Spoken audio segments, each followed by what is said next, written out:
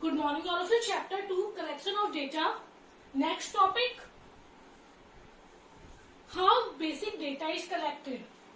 How basic data is collected. There are some methods to collect primary data and some methods to collect secondary data. How basic data is collected. So firstly we understand the basic methods of primary data, then secondary data. So there are some well-known methods of primary data or collecting primary data. Methods of collecting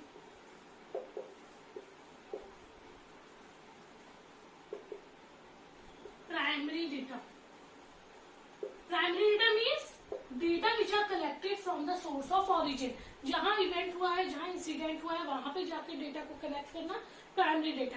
and secondary data, data which are already in existence or which are collected from other sources, or those data which are second hand is known as secondary data. So methods of collecting primary data. There are 5 methods of collecting primary data. Number 4, direct personal investigation. Direct personal investigation. नाम से ही समझ आ रहा होगा. Direct personal investigation. हम personally जाकर, directly जाकर क्या किया, हमने इन्वेस्टिगेट किया केस को, तो उसे क्या कहते हैं, डायरेक्ट पर्सनल इन्वेस्टिगेशन. मतलब इंफॉर्मेंट, जो इंफॉर्मेशन देने वाला और जो इन्वेस्टिगेटर है, दोनों का डायरेक्ट कांटेक्ट हो, उसी को हम क्या कहते हैं, डायरेक्ट पर्सनल इन्वेस्टिगेशन. मुझे एक फार्मर के डेटा कलेक्ट करने थे, मैं एक इन्वेस्टिगेटर हूँ और वो इन्फॉर्मेंट है. तो जो इन्वेस्टिगेटर है वो उस फार्मर के जगह पे गया और उसने पर्सनली डेटा कलेक्ट किया, उसी को हम क्या कहते हैं, direct personal investigation. The direct personal investigation is the method by which data are personally collected by the investigator from the informants.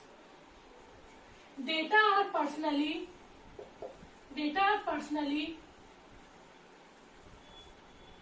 collected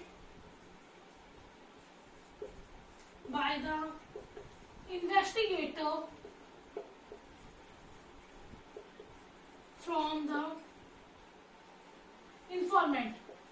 Informant means जो इंफॉर्मेशन देता है, इन्वेस्टिगेटर जो इन्वेस्टिगेट करता है, जो डेटा को सर्च करता है. So direct personal investigation, data personally collected by the investigator from the informants.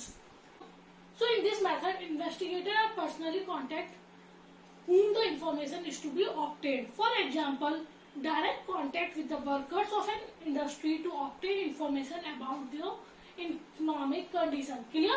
So direct personal investigation, data are personally collected by the investigator. Investigator means one who invests the case or invests the incident, and from the informant. Informant जो आपको information provide कर रहा है या जो आपको information दे रहा है. So direct personal investigation, data are personally collected by the investigator from the informants.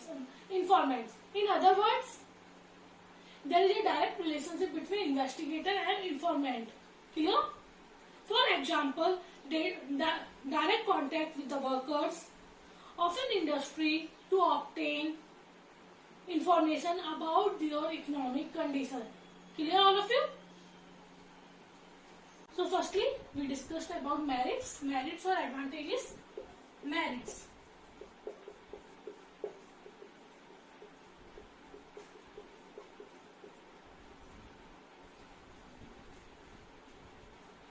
Number first, originality. जब मैं उस जगह पे गई हूँ और मैंने सामने वाले से डायरेक्ट कांटेक्ट किया, तो सामने वाला अपने बारे में सच्ची इन्फॉर्मेशन देगा. तो जो नॉर्मली डेटा कैसे होते हैं, ओरिजिनल होते हैं, हाई डिग्री ऑफ ओरिजिनलिटी होती है, ओरिजिनल होते हैं, एकदम सही होते हैं. क्योंकि नॉर्मली जो बंदा है, अब कोई झूठ बोल सकता है, पर नॉर्मली जो बंदे हैं वो हमेशा अपने बारे में क्या इन्फॉर्मेशन सही देंगे. So high degree of originality takes place in this method. Number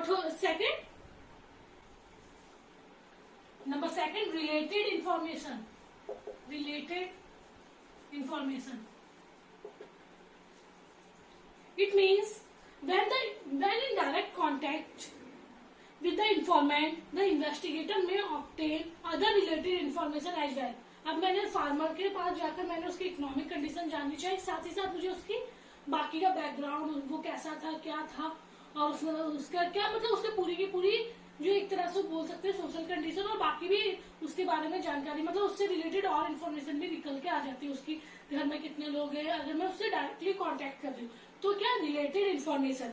so when in direct contact with the informant, the investigator may obtain other related information as well. Clear. Number third, accuracy. Accuracy, correct होना. Data are fairly accurate when personally collected. जब हम personally collect करेंगे तो data कैसे होंगे, accurate होंगे. तो accuracy. Number fourth, elastic.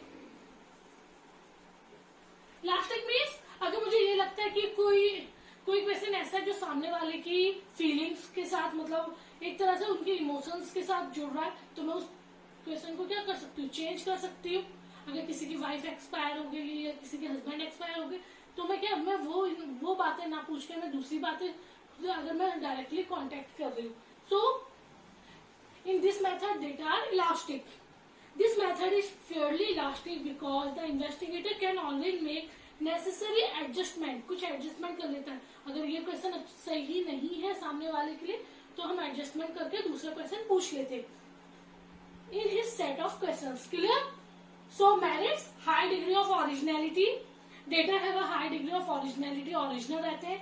Related information when in direct contact with the informant, the investigator may also obtain other related informations. Accuracy, data are fairly accurate when it is personally collected. And elastic, this method is fairly elastic because the investigator can always make some adjustment in his set of questions. Clear? So merits of direct personal investigation. Clear all of you? So if there are some merits, so there are also some demerits of this method. Number first demerit, difficult to cover wide areas. Difficult to cover wide area.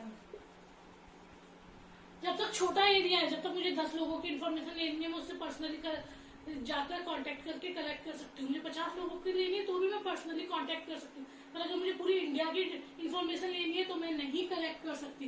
तो wide areas में बहुत difficult होता है इस method के through information collect करना. Number second, costly. This method is very expensive in terms of time, efforts and money. In terms of time, efforts and money. ये method बहुत ज्यादा एक्सपेंसिव है. चाहे आप टाइम की बात करें तो भी एक्सपेंसिव है, एफर्ट्स की बात, मेरी मेहनत भी बहुत लग रही है. अगर मैं सबसे पर्सनली डेटा कलेक्ट कर रही हूँ, मेरा पैसा भी बहुत लग रहा है, मेरे आने जाने का खर्चा, रहने का खर्चा, अगर मैं पर्सनली कांटेक्ट कर रही हूँ, और मेरा टाइम भी बहुत ज्यादा वेस्ट हो रहा है. तो this method is very expensive in terms of time, money and efforts. Number third, limited coverage. जब तक थोड़े लोगों की इंफॉर्मेशन लेनी तब तक तो ये मेथड सही है, पर ज्यादा लोगों की इंफॉर्मेशन पॉसिबल नहीं होती, तो इसका कवरेज है, इसका एरिया भी बहुत ज्यादा लिमिटेड रहता है. Number fourth, personal biased. Personal bias मतलब फेवर होना, फेवरिज्म की बहुत ज्यादा पॉसिबिलिटी रहती है. अगर मैं सामने वाले को बहुत अच्छे से जानती हूँ या मेरी उससे बहुत ज्यादा अच्छी पड़ती है तो मैं उसके बारे में सारे पॉजिटिव पॉइंट्स को ही डिस्कस करूंगी, और सामने वाले से मेरी बिल्कुल नहीं बन रही है तो मैं सारे के सारे नेगेटिव पॉइंट्स डिस्कस करूंगी. Clear? So there are 4 demerits of direct personal investigation method. Number 4, difficult to cover wide areas. Wide areas में इस मेथड को यूज करना बहुत ज्यादा डिफिकल्ट होता है. Costly. This method is very expensive in terms of time, efforts and money. Limited coverage. In this method, area of investigation is generally small. Very small होता है, limited होता है. The results are therefore less representative. और मुझे पूरी India का सर्वे करना था और मैंने 2-3 स्टेट्स के किए, तो बहुत कम ही ये जो रिजल्ट है वो इन्फ्लुएंस डालते हैं. और कई बार बहुत ज्यादा रॉन्ग कंक्लूजन्स भी निकल के आते हैं, रॉन्ग रिजल्ट्स निकल के भी आते हैं। Then personal bias. This method is highly prone to personal bias of the investigator. As a result, the data may lose their credibility. So there are 4 demerits of direct personal investigation. Clear all of? Indirect oral investigation नाम से clear. Indirectly मतलब जिस बंदे के साथ हुई है incident, उससे डायरेक्ट कांटेक्ट ना करके जो उसके विटनेस है, जो उसके गवाह है, उनसे हम डायरेक्ट इंफॉर्मेशन ले रहे हैं या उनसे इंफॉर्मेशन ली जा रही है।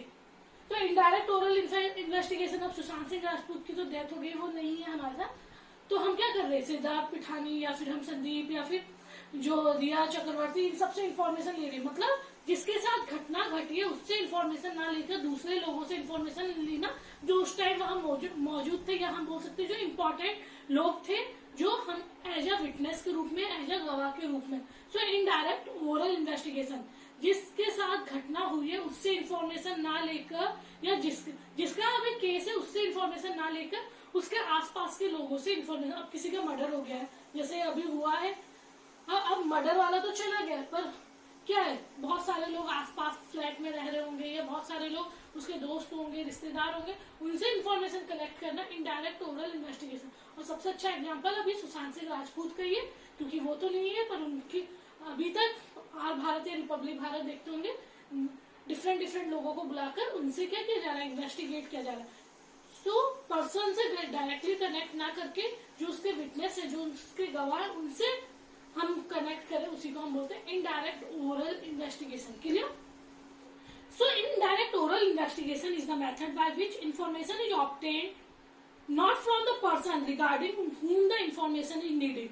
हम उससे इंफॉर्मेशन नहीं ले रहे जिसकी हमें जरूरत है, या जो जिसके बारे में हम इंफॉर्मेशन ले रहे। It is collected orally from other person who are expected to possess the necessary information। हम नॉर्मली क्या करते हैं, उससे इंफॉर्मेशन ले रहे हैं जो हमें लगता है कि उस टाइम मौजूद होगा या उस टाइम उसको जानकारी होगी। The other person are known as witness, और वही अदर पर्सन को हम क्या कहते हैं, विटनेस और गवाह कहते हैं।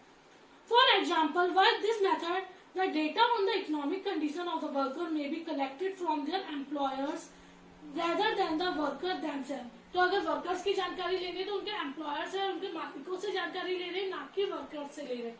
Clear? Indirect oral investigation. So it is collected orally from other person, उससे ना लेकर किसी और से ओरली पूछा जा रहा है। It is collected orally from other person, और वो अदर पर्सन कौन है, विटनेस, गवाह। और बेस्ट एग्जांपल कौन सा इसमें, Sushant Singh Rajput. Clear? Indirect oral investigation. Next, merits and demerits of indirect oral investigation. So firstly we discussed merits. Number 4, wide coverage.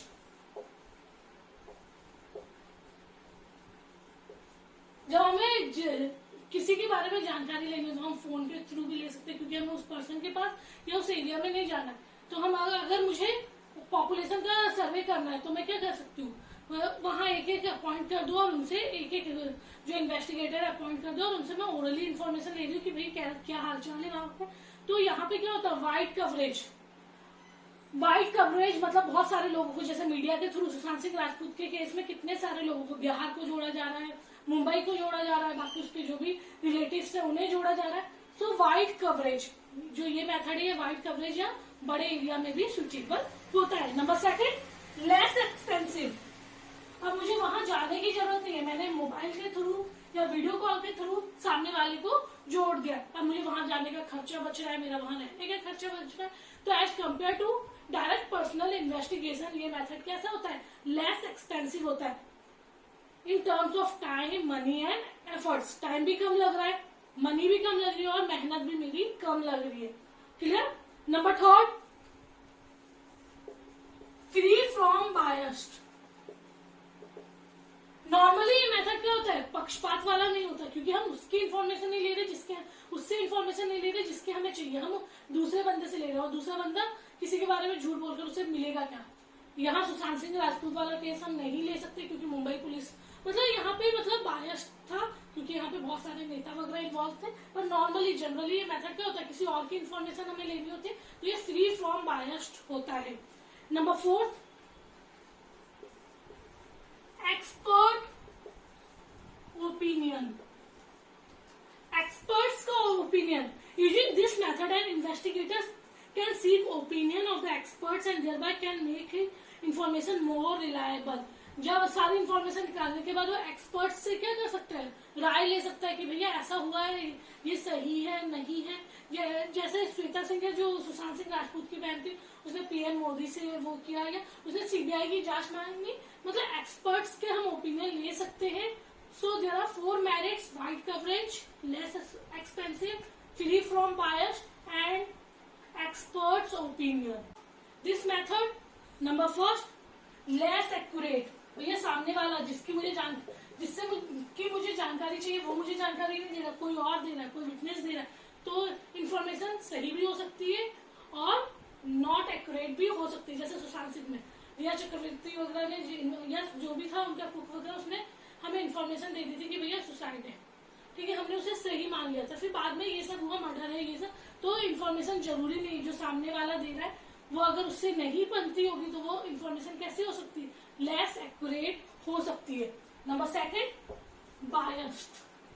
बहुत ज्यादा क्या होता है, फेवर वाली कंडीशन, या हम अगर उसे पसंद नहीं करते तो फेवरिज्म की बहुत ज्यादा कमी भी होती है। जैसे बायस्ड होना, पक्षपात करना, जैसे अभी आप खुद देख रहे हैं टीवी में जो मुंबई पुलिस है, या जो मुंबई के जो लीडर्स वगैरह, उद्धव ठाकरे हुआ या सूरज पंचोली लोग हुए, वो क्या हो रहे हैं, मुंबई पुलिस का सपोर्ट कर रहे हैं, और बाकी लोग या पूरी इंडिया किसका कर रही है, सीबीआई या बिहार पुलिस का। तो ये मेथड क्या होता है, बायस्ड होता है। हमें किसी के थ्रू या किसी को बचाना है तो हम उसके क्या करते हैं, उसके फेवर में बोलते हैं, उसके पॉजिटिव पॉइंट्स देखते हैं, नेगेटिव पॉइंट्स नहीं देखते हैं। Number 3, doubtful conclusions. Doubtful conclusions मतलब कोई कुछ और बोल रहा है, कोई कुछ और बोल रहा है, तो जो रिजल्ट्स ना बहुत डाउटफुल होते हैं। कोई बोल रहा है कि सुशांत सिंह राजपूत का सुसाइड हुई है, कोई बोल रहा है मर्डर हुआ है, तो मतलब ना जो रिजल्ट्स निकल कर आ रहे हैं, आधे लोगों ने स्टार्टिंग में समझ लिया था सुसाइड है, फिर कईयों ने मर्डर समझ लिया। अभी भी जो उसके मुंबई वाले हैं वो क्या बोल रहे हैं, सुसाइड है, मर्डर नहीं है। तो ना बहुत ज्यादा कंक्लूजन से जो रिजल्ट्स होते हैं वो कैसे होते हैं, डाउटफुल होते हैं। समझ आ गया होगा अच्छे से आप लोगों को। Thank you all of you.